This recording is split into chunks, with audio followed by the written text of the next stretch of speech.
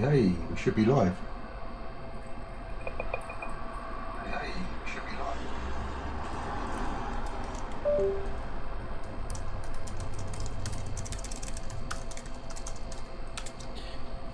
Testing 1, 2, 3. Hopefully you guys can hear me. I'm using the microphones on one of my cameras, so hopefully it picks me up okay.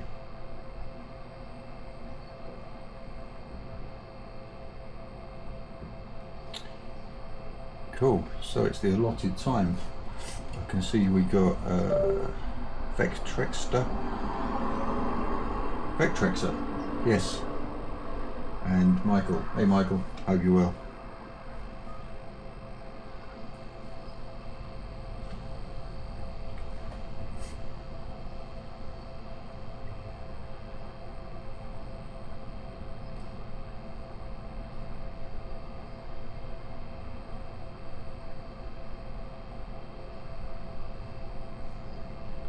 Okay, so let me just put that there. See the chat. That's all good. Yeah, if you guys have any questions, just feel free to ask as we go, and I will try and answer as many as I can, assuming we get any. So what I've got set up here is the so I've got 2 Vectrexes set up. One's running PiTrex at the moment. We'll also use that for Stramash Zone, and then one's running the VecFever, and then I'll also move the camera around and we can show the PC and the screen for the Commodore 64 as well when we get there. Hopefully everything works okay. It did in testing, but the demo gods need to be kind, and otherwise they'll have some fun with me, I'm sure. So controller, as you saw from my earlier posts, is finished. It's ready for me to put into production. I'm really pleased with it. It's come out exactly as I'd hoped it would, probably better than I hoped it would. It has flashing red light, which you can see on the top of the control panel there, and then there's also a mode select button, and the mode that's active is displayed on the OLED screen that's built into the controller. I've got it at the moment with these extended bars with the suction cups on them, just to give a bit more stability on a nice table. You can take these bars off. You can use the controller on its own, or you can put the suction cups into the base of the controller as well.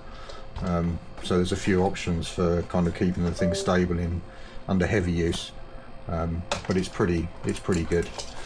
So anyway, I've got it plugged into the PiTrex at the moment, so we can start a game. I've got, thankfully Malvan did a custom version of the Battlezone game for the PiTrex for me, which hopefully will get into his next release, which means that the start button actually does start the game. I've got some odd behaviour with some of the vectors on my display here. I think it's just my setup. I haven't optimised the screen config, but as you can see, the tank moves around. You can go pretty crazy with it.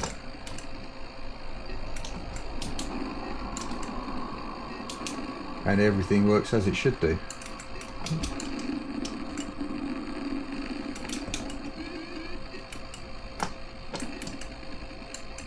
There it is. Ah, got me. You'll also see I'm not a great player. Well, I am if I concentrate. I can't talk and play at the same time. Hey Ross, hope you're well. Thanks for joining. So yeah, so this is the PiTrex version. Get that.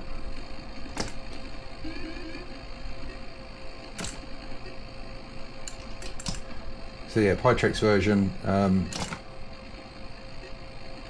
It's Battlezone. It works. It's fantastic. And you can't go crazy with the controller. Obviously, my table's going to shake around, so I don't really want to do that. So yeah, that's the PiTrex version.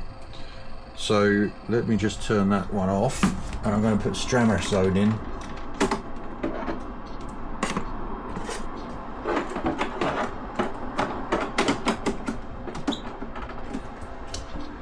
Put that back on. Now this one actually I didn't try in testing, so hopefully it's working. I've been messing with the software on my controller recently. So we need to go to custom control and then fire to play. Hopefully, oh, it might need to be, actually I think it needs to be in port 1. So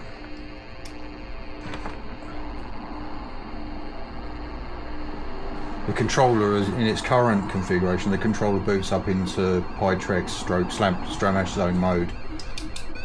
There we go. So everything works as it should. I don't have the overlay for Stramash Zone, so I can't. It doesn't look as pretty as it would for folks that have the full game.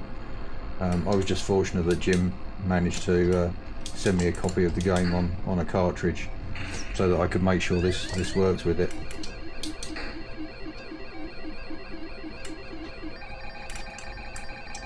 But as you can see, everything works as it should.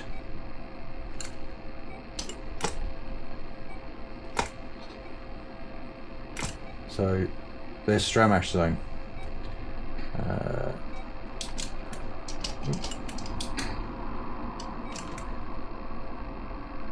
And I even got a tank. Cool. So that's Stramash Zone. So we'll turn that one off for the moment, and we'll go over to the VecFever. Let's just put the display there, camera there, so you can see it.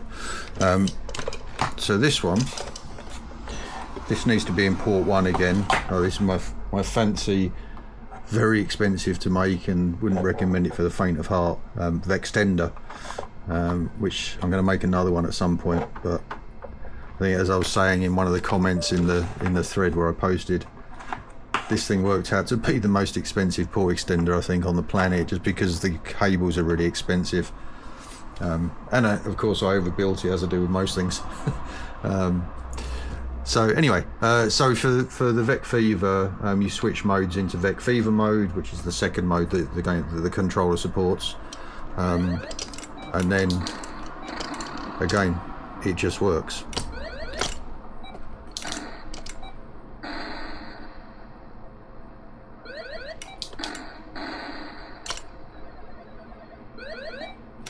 And for those of you that have never seen a VecFever running,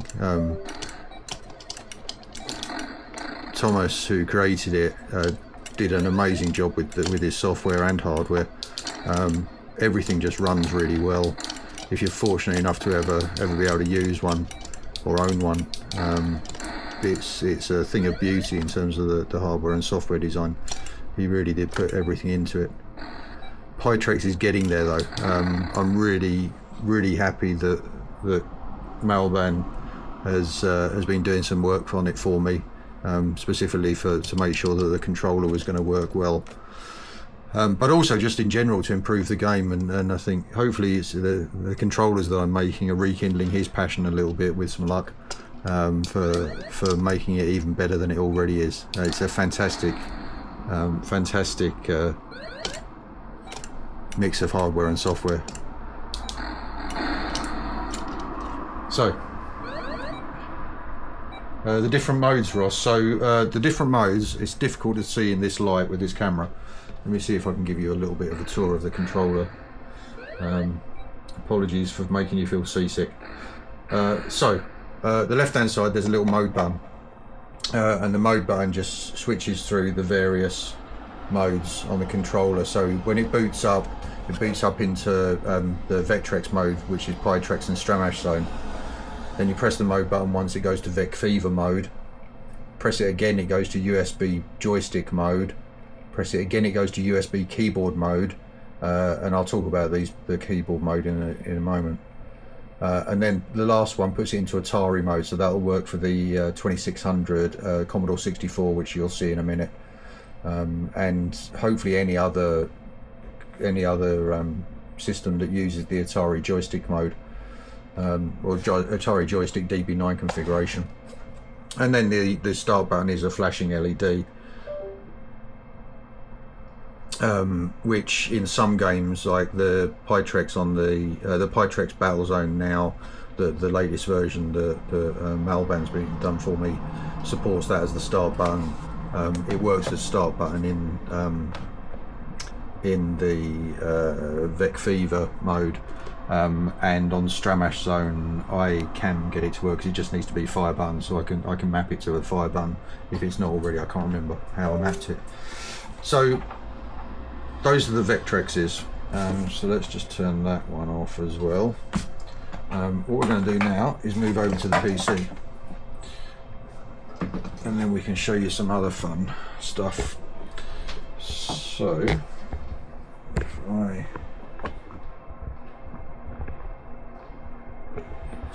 do this and hopefully don't knock my camera over, so I'll sort out the lighting in a moment if we need to. Right, so on the PC, so on the back of the joystick, you've got obviously the DB9 cable, but there's also a USB socket. It's the sort of one you'd get on a printer. The reason I chose that particular type of connector is it's really robust, so if it gets used a lot, it won't cause any issues, unlike the sort of smaller micro USB ones. So you need the right cable for this. So now you plug it in, it just powers up from the USB. You select either the USB joystick or keyboard mode. I'm going to do MAME first. I'm using USB joystick mode for this. USB keyboard mode, what it does is it emulates up, down, left, right arrow keys and left control for fire, and then it maps the joystick movements to the combination of those, and obviously fire button triggers the left control key. So if we fire up MAME, yeah, thanks Ross. Yeah, unfortunately I'm old, so I've collected a lot of stuff over the years. And this computer, actually, my current desktop machine, I built during the pandemic and spent far too much money on it, back when I was working and had money. So in here, it uses, on MAME, it uses the, actually I wonder if I can, maybe not. On MAME, on the input devices, it's using direct input, so that's how it presents in there. So let's fire up Battlezone.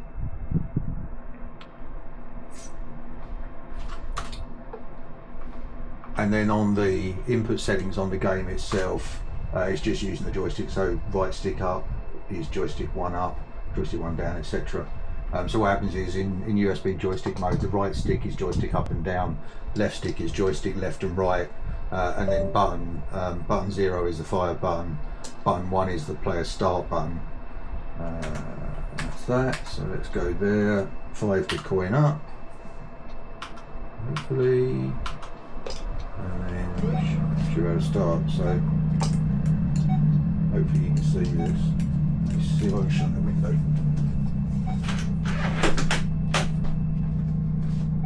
Make it a little bit darker.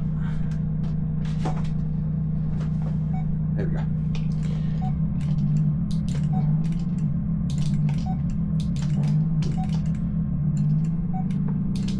It's awkward playing with the joystick off centre of the screen. As you can see, I'm not very good at playing games, I just enjoy playing them. I enjoy more making stuff though. So as you can see, it works really well.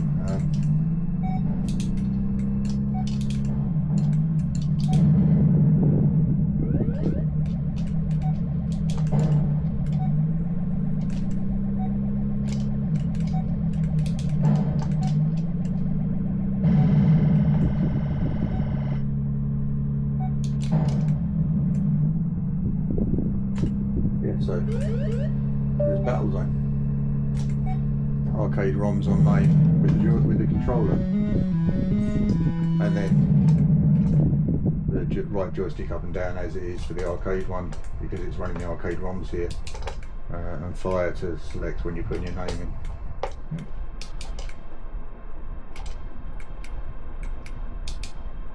There we go. That's a quick demo of that. And then the last thing I'll show you on the PC is Battlezone 2. So Battlezone 2 is a game created by Peter Hirschberg, and yeah, I'm there.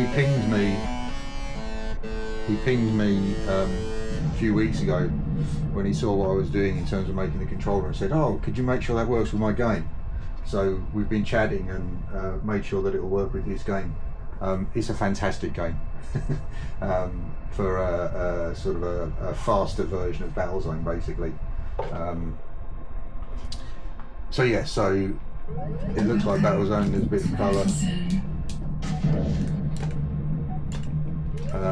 You shoot stuff, you collect power-ups. It's got some nice sound effects and sort of background music. And as you get up to the level, so you've got shields, so you can withstand some hits, and then you can collect shields if you need them to top your shields up. And then, oh, there's also these jeeps that go zooming around, but they're not very good and they tend to crash into things. They don't fire at you though. Yeah, so look, see, I'm withstanding and seeing my shields going down. At the moment it's only giving me shields as power-ups, but there are other things. So, oh, here we go. So these are rockets. So rockets are guided rockets. So what you can do with these is, once you can see the thing, you just fire and it targets the thing that it can see. Then you get these other type of tanks. These ones are a bit more aggressive. But again, the rocket takes them out.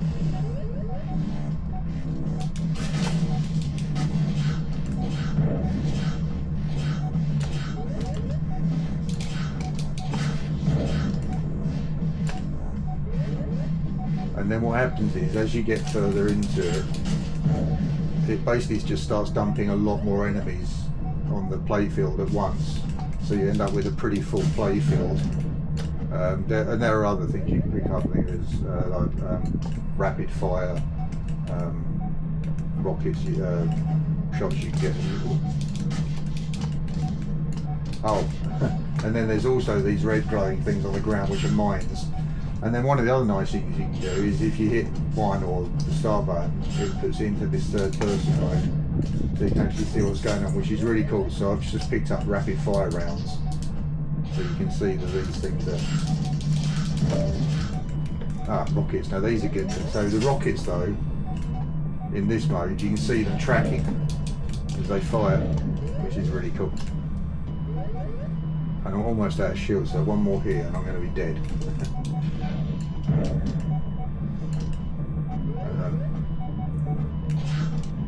There we go. So that's Battlezone 2, fantastic game. And he's also working on a Tempest 2 at the moment, which is again an incredible reimagining of Tempest. Plays really well and yeah, adds some new features. So that's that. And then last but not least, we'll go over here and you'll see, unplug that there. So for the Atari mode, I've been using my little mini C64 that my kids got me for my Christmas a few years ago, and I've added a DB9 socket in because it uses a funky USB joystick. But I've added a DB9 so I can use my controller on there and use it for testing. So we're going to plug that in there. We're going to grab some power and put that in. That might help, I think. So I'm going to put that in there. That's switch that over to there.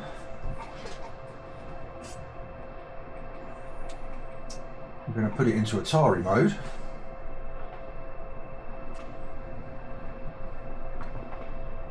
And then what we can do is go here, load Battlezone. And this is Commodore 64 Battlezone. I imagine, just looking at, I've not played Battlezone on the Atari 2600 for a long time, but from memory it looks pretty similar to this. So, 5 button on there to play. So yeah, very blocky graphics, but it works. So the Atari mode is proved that it works. Obviously the graphics aren't as good as you get on modern systems, but it's still a fun game. And in some ways even more difficult, because it's difficult to see the enemies further off. It's only when you get closer that you tend to actually see what's going on, otherwise it just looks like a blob. But it is a little bit more lenient with the shots. You don't have to be reasonably close to get them. It's certainly not as pixel accurate. So yeah, there we go. That's the full range of things that it works with that I've tested so far. Yeah. Hopefully that was enjoyable. Yeah, the mini ROS, I've had to, let me unplug it and I'll show you what I've had to do. So the mini doesn't have a DB9 socket. So what I've done,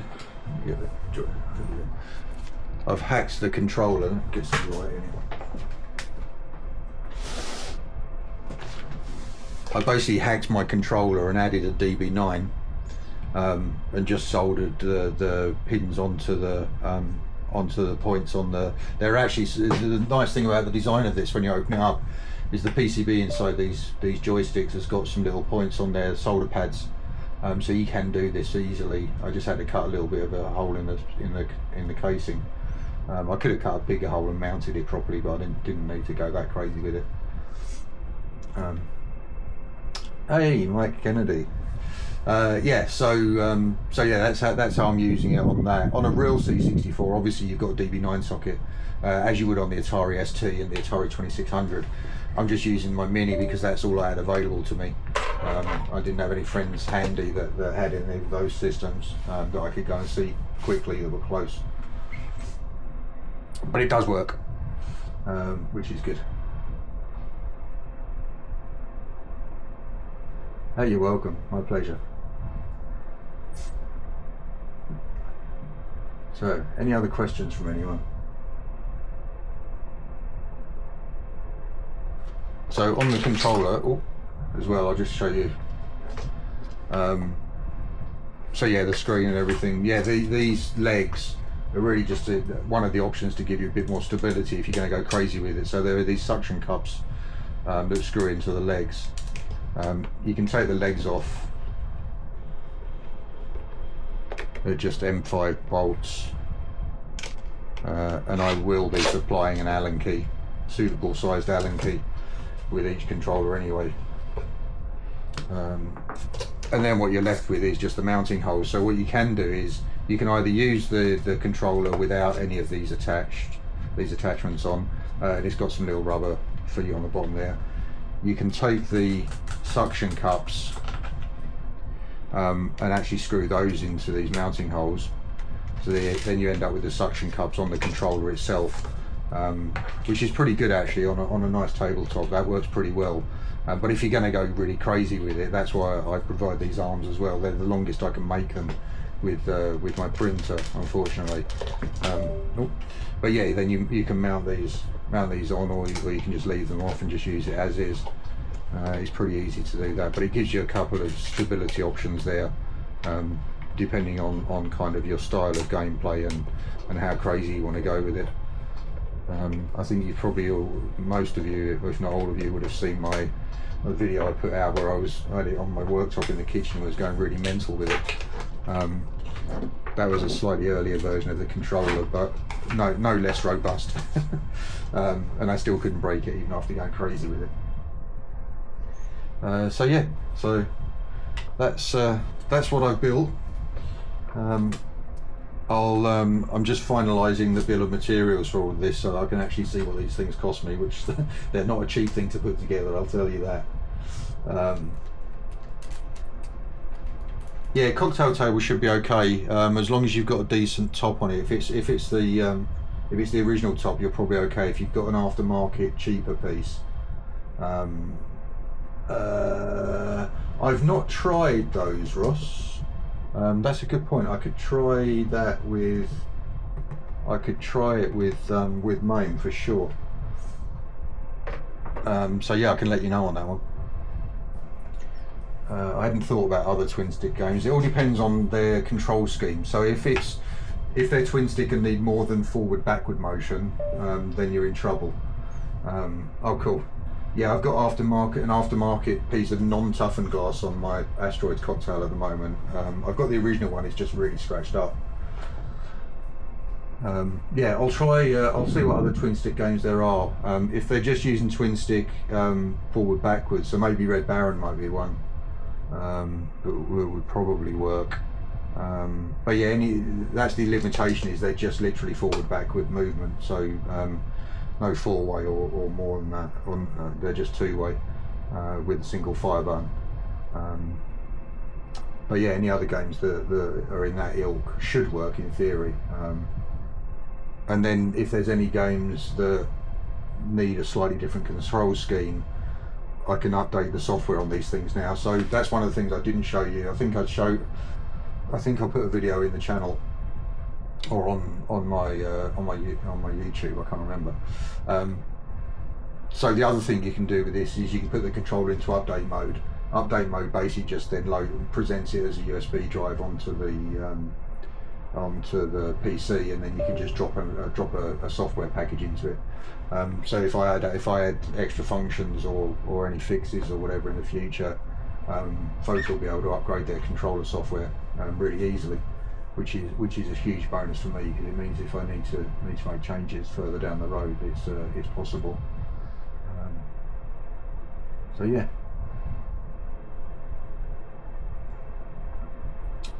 Cool. Right. If there are no other questions, I'll give folks a minute or so if they've got any other questions, but otherwise thanks for joining, it means a lot to me. I'm going to put out, yeah, like I said, I'm working on finalising the bill of materials and what these things cost me to make, so I can sort out what the sell price is going to be. I'll do all that over the next day or so, and then ping something out into the groups and various channels and stuff, let you guys know what it's going to cost. It's not a cheap controller, unfortunately. There's a lot in these things. As you would have seen from my other posts and videos. Yeah, there's a lot of components in this thing. At the moment there's about 29 hours of printed parts that go into it as well. And then things like the joystick shafts. The joystick shafts actually the only thing I outsourced in terms of the manufacture. The rest of it I'm doing myself, other than obviously PCB manufacture, so I'm getting the PCBs made to my design, and then I'm building them up from there, so I'm putting all the components on. Joystick shafts, so I got a local engineering firm to make for me to my design. So they're a really nice finish as well, and very robust. Cool. Yeah, I hope there's a long list of potential buyers. So this one, like my Lunar Lander controller, the standard edition of the Lunar Lander controller, this is the standard edition for this controller. So this is it. This is what you would get if you bought the standard edition. I may do some limited editions at some point. I haven't even thought about it yet, because there's only so much scope to make it any different, other than sort of changing colours and stuff. But this is the standard controller. When it ships, it'll come with these arms with a set of rubber suction cup feet and all the fixings and the Allen key you need to fit it on. And yeah, that's basically all you need. The only thing I might change, or I am going to change, based on this design, is I'm going to be experimenting when the order comes in, hopefully next week. I've ordered in some glow in the dark filament for the graphic on the top panel here. So I'm going to try that next week at some point when it arrives. And if that comes out well, then that's the only difference that there'll be from this to the ones that ship. Will be that this logo on the top face may be in glow in the dark filament. If it works out well, I'm hoping it does, because it should look really cool. Dark Star version. So this is the Dark Star version because it's dark. The other, so in terms of colour, I might do like a green one, sort of army green, at some point. We'll see, because the filament I'm using on the casing now is carbon fibre infused PLA, which adds a few pounds to the cost, but the finish is really nice.